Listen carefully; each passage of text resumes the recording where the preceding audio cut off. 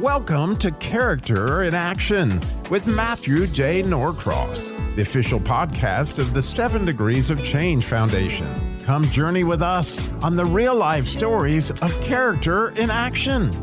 And now here's your host, Matthew J. Norcross.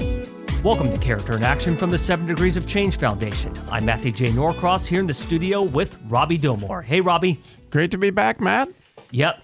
Now, as we all know, the popular stage production Shen Yun is returning to Greensboro, North Carolina's Stephen Tanger Center for the Performing Arts in January of next year. It combines an orchestra with an incredibly talented group of dancers performing classical Chinese dance. And the shows seek to revive the beauty and goodness of Chinese culture before the Cultural Revolution in the late 1940s, or in short, China before communism. I watched the show in 2022, and it was an incredible performance. The experience was also the first time I met someone who helps make the show happen. His name is Winston Liu. He's an engineer and public speaker who was a political prisoner of the Chinese Communist Party, or CCP, and sought refuge in North America. To tell that story and more, Winston joins me now over the phone. Winston, thanks for being on Character in Action. Hey, Matt. Thanks for inviting me to this channel. Yes. Now, you're here because you're a living example of character in action. Before we get started, can you please tell our listeners more about yourself? Yeah. I was born in China since 1998. I have been practice Falun Gong, which is a spiritual self-cultivation discipline rooted in China's ancient Buddhist and Taoist philosophies. Because I refused to renounce faith, the Chinese Communist regime put me in detention and prison 4 times between 1999 and 2003. As a prisoner of conscience, I endured mental and physical tortures. I fled to Canada in 2005 and obtained refugee status as a Falun Gong practitioner protected by the Canadian government, and later moved to the United States in 2012 and has lived here ever since. I have received 2 master's degrees in engineering discipline, first from Tsinghua University, which is a premier university in China, and from the University of Calgary in Canada. Yeah. Quite a story. Yeah. Well, so how do you define character, Winston? For me, character play a crucial role. It means living above truth, being compassionate to everybody, and tolerate others. So in Chinese traditional culture, also it was summarized as 5 integral virtues from Confucius teaching to lead a successful life, like benevolence, righteousness, ritual propriety, wisdom, and trustworthiness. Above all, the most important part to cultivate a good character is to look inward instead of pointing your fingers out when we have conflict. That's the most important for me to cultivate my characters. Yeah, that's a good definition, don't you think, Robby? Yeah, it's kind of like get the plank out of your eye. Right. Same kind of thing. Yeah. So please tell us a story of witnessing either in person or in history. Someone that was a true phoenix, someone that was a role model, leading by example and making the world a better place. I would share my personal experience. On June 18, 2000, I appealed in Tiananmen Square by holding a banner for the end of the persecution of Falun Gong. In following 38 days, I was detained in Beijing Detention Center, charged with so-called suspected illegal Falun Gong gathering. Before I stepped out, I knew it was an action that will risk my life. Because, under communist tyranny, different voices are not allowed. Right. I could lose my PhD degree, no job opportunities, no income. CCP controls every aspect of society, all resource of living, correct? Yes. I could be tortured to death or be treated as mental illness. That's common, very common thing. CCP treated Falun Gong practitioners who would not give up. However, when facing the choices of standing up for the good or knee down to evil, I picked the former. I didn't know whether I was strong enough, but one thing I know, it was the right thing to do. I stood up for the people who were suppressed. I stood up for the people who had tremendous fears to the CCP. I knew my action protesting against the persecution of Falun Gong is something very small, but I believe a spark can start a great fire. In fact, millions of Falun Gong practitioners did the same thing on Tiananmen Square, from 1999 to 2002. The voices of Falun Gong is great was yelled out one after another. It shocked CCP officials at that time. CCP had never run into such large-scale peaceful protests since the communists took the power in 1949. After I fled out China, I made my voice by different ways. I have been interviewed many times by media. I also became a public speaker in recent years to expose the evil nature of communism and socialism. In the meantime, I encourage people to return to tradition, to reject communism, to pursue a positive, happy life by following traditional values. Actually, I would depict many Falun Gong practitioners as a phoenix. We together launched the largest information campaign in modern history as a non-violent resistance against the CCP's oppression. Here are some facts. Across China, practitioners have been operating 200,000 or more underground printing houses to produce flyers, brochures, information DVDs, and then tens of millions of practitioners distribute to every home in every town or city, often at night, at great personal risk. And in response to the internet censorship, overseas practitioners formed the team of computer scientists, including Ivy League graduates, developed the most successful internet freedom software, helped millions in China break through CCP's Great Firewall. This effort began with no funding, no centralized organization behind us. We used our own money to make it happen, our spare time. We don't have time to watch TV. I don't have TV in my home. We don't have time to take vacation. We believe the best way to counter the CCP's attack is to facilitate change inside China. Chinese people were surrounded by anti-Falun Gong propaganda. If they could access to free information, they would less likely to become the CCP's accomplice. Chinese people would not steal intellectual properties from America, which resulted in millions of job loss. They will not support CCP to attack Taiwan, a model of freedom and democracy. And for those American companies, if they would not help CCP build up economic growth if they could understand the evil nature of CCP.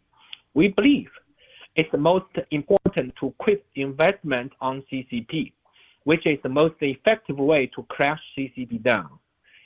Without CCP, the world would be peaceful. That's my start. So two questions for you, Winston. Number one, the faith-based program that you were involved in there, is it called Falun Gong? And what exactly? I mean, for our listeners who wouldn't be familiar with that, what is that? Falun what is Gong. that? How is it pronounced, Matt? Falun Gong, I believe. Yeah, Falun Gong, Falun Gong. Falun Gong. Okay. Yeah, Falun Gong. And what is? Correct. Yeah, what is that exactly? Falun Gong is an advanced self-cultivation practice that facilitates the transcendence of body, mind, and spirit. It includes 5 sets of gentle exercises and meditation, like yoga, and emphasizes living according to the universal principle of truthfulness, compassion, and tolerance. It reconnected people with China's 5,000-year-old traditional values, So it became extremely popular in 1990s in China. Our teacher, Mr. Li Hongzhi, simply taught how to refine one's body and moral characters, ask for no money, no worship, and no demand. So he started this school in 1992. So when time came to 1999, the number of practitioners reached about 100 million. So which outnumbered even the total member of CCP. So which caused this in fact caused the CCP dictatorship. They saw Falun Gong's teaching and values as a threatening to their permanent power. So they launched their persecution against the Falun Gong on July 20, 1999. Yeah, there's a wonderful, wonderful documentary that we got a chance to show at the National Religious Broadcasters Convention with several followers of that.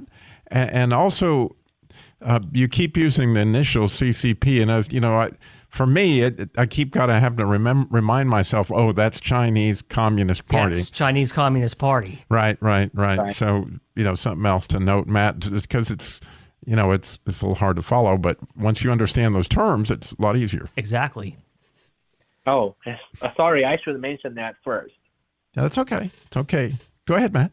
Yeah, so please share a moment that stands out in your mind, something big or even the slightest gesture that was a transformative Phoenix moment, one where you knew you had significant impact on an individual's life or on a group of people. Yes, there's a story come to my mind. It's related with Shen Yun performing show coming to Greensboro, actually. I'm glad you mentioned that at the beginning. I have been a volunteer to help Shen Yun performing arts show for 17 years, 17. Because the Shen Yun shows manifest the authentic Chinese China before communism. Audiences are usually impressive on the beauty, cultural values that's brought into the stage by dancing language, handmade costumes, animated backdrops, and live orchestra. So, recent years, I took a hotline to help people understand the Shen Yun's values and purchase tickets. One day, I received a call from a graduate student who came from China 4 months ago. We had on the phone almost 2 hours by sharing the perspective of core ethical values, wisdom of ancient Chinese people, and to the end, she bought a best seat. After watching the Shen Yun show, she was very excited on the authentic Chinese culture. She said, it's so beautiful, so rich on spiritualities and moralities. She wishes she could live in China before communism. And she saw the difference before and after communists took power. And she was almost on tears when talking about the loss of moral standards nowadays in China. Nowadays in China, people feel no shame when they took advantage for personal gain because of the wholesale destruction of Chinese traditional culture by communist regime, typically in Cultural Revolution in 1970s and 1960s and 1970s. She said she loved China, but not CCP. CCP have confused people this concept. CCP doesn't represent China. And that time, when I heard of her words from inner heart, I was so glad that she jumped out of the CCP's trap. Because when we grow up, and every Chinese people, we often heard of something like this. CCP is your mother, CCP is China, China is CCP, and so and so.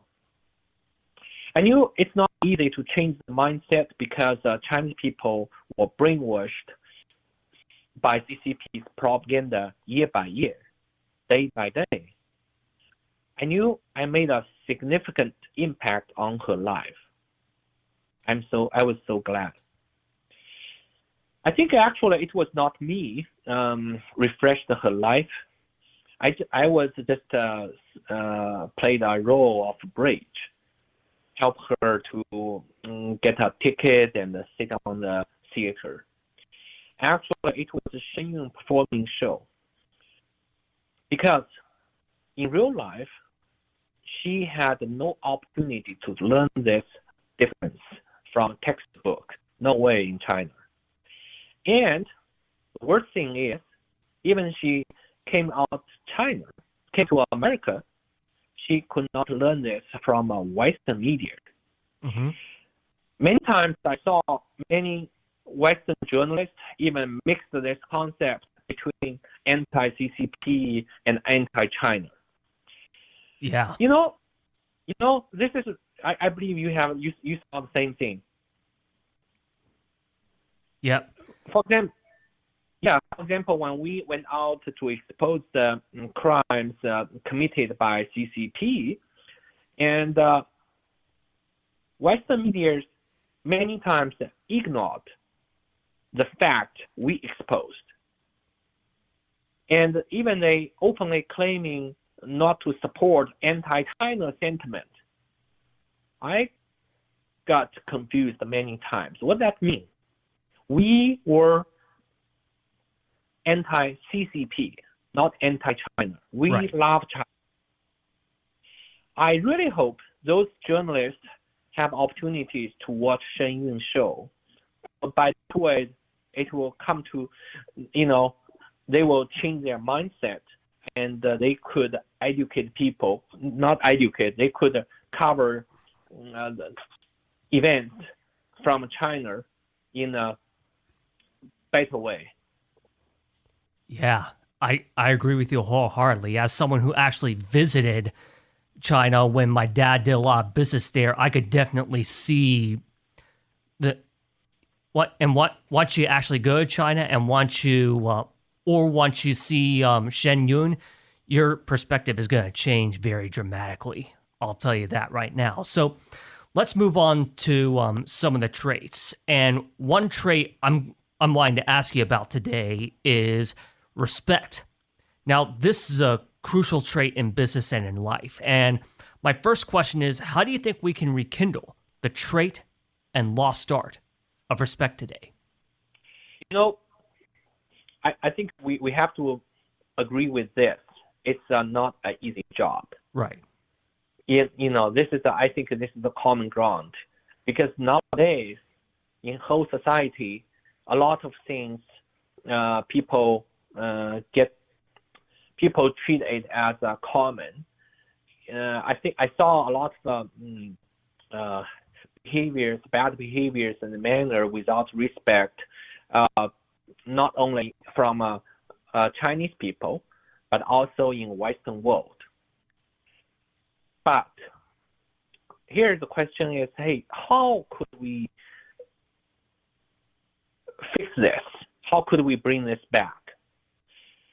I think, in my opinion, number one, family. I would think family plays a crucial role on shaping children's characters.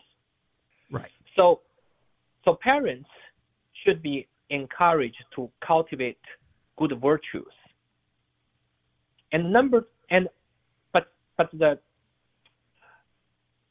But the prerequisite is from this is recent years I saw something very interesting. So in some states I saw parents were not allowed to influence their children's decision. So they didn't allow to educate their children even. For me, that's something not acceptable. Because when I grow up, I would say my family gave me in other words, my characters mostly grown on the family environment. My parents, my mother, she is a hard worker. My father, she has a lot of good characters like respect people and empathy and very responsible to family and to community. So those characters affect or influence me all life. Yeah.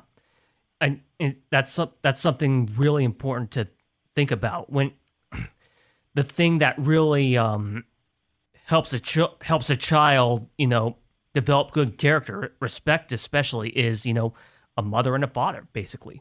Yeah, and then the Bible starts out with honor your father and mother. Honor right? your father and mother. Yes. Yeah, it's got a great deal, and if they don't start there, then respecting anybody else can be difficult, because that's the first person of authority that's in their life.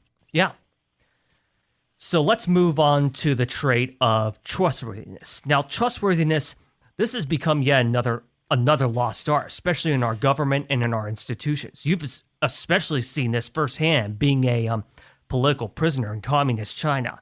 How do you define and live out trustworthiness? And more importantly, how do you instill it in others? In my opinion, we need to ask our question first. Say, hey, when we talk about the trustworthiness, what's the motivation for people to practice this good character? Right. Because I think nowadays people tend to pursue fame, pursue personal gains, where without and then if everybody behave like this, then the whole society lost the trustworthiness and between each other, right? Right. So, hey, to rebuild the trustworthiness, what's the first thing we should rebuild? I think, in my opinion, God. Yeah. Right? God's very important. Right. I think from my observations in this world, only those people who have strong religious belief could have a strong inner world. And they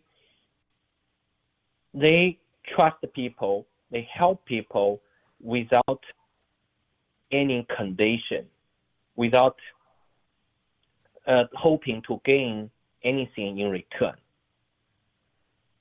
I think this trustworthiness from those group of people came from the power they trust the God. Yeah, those are good thoughts. All right, one more question before we go. As a victim of persecution, how do you believe people across the state and across this country should demonstrate the trait of empathy? And how do you demonstrate towards others who also face persecution by the CCP? We talk about the empathy, right? Correct. Yeah, from my belief, empathy really means, putting yourself in someone else's position and feeling what they're feeling. Understand what other people feel and see things from their point of view and imagine yourself in their place. So I think this is an important thing to harmonize the whole world. Those are good thoughts. I'll tell you what, we are about out of time, but it was great talking to you. Winston Liu, thank you for joining me today. It was an honor and a privilege to have you on the show. Thank you, Matt, and thank you, Rob. Oh, it's great. I really enjoyed your unique insight and really, yes. His idea on respect. We've not had a guest talk about, how important family is to that trait. So that was really wonderful, Winston. Thank you so much. Thank you, Winston. Character in Action is a co-production of Firebird Media and the 7 Degrees of Change Foundation. Your host is me, Matthew J. Norcross. Our producer is Robbie Dillmore, who also does the intro. Special thanks to the Truth Network. If you like the show, please listen to and subscribe to us wherever you get your podcasts. New episodes are posted every Sunday. Thank you for listening. And always remember, everyone can be a phoenix.